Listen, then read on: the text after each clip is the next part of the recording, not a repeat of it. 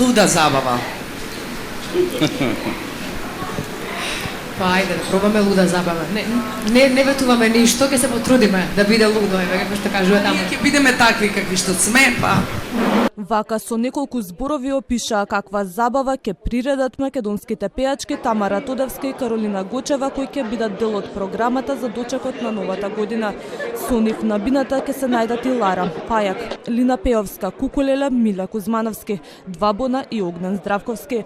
Посебна атмосфера, богата програма со забава, музика, многу подароци и изненадувања за сите генерации, најавува градоначалникот Орце Ѓорѓиевски. За прв пат Скопје нуди континуирана и разновидна празнична програма за сите наши возрасти.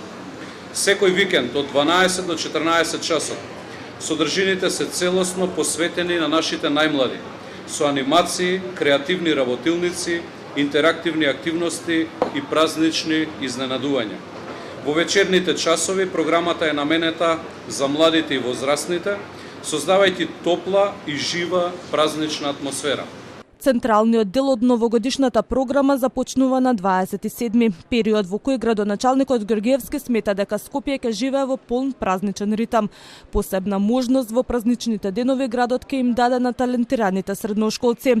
Ѓорѓиевски додаде дека на 31 декември Скопје ќе има централна манифестација за дочекот на новата година, додека пак општините до тогаш ќе организираат настани.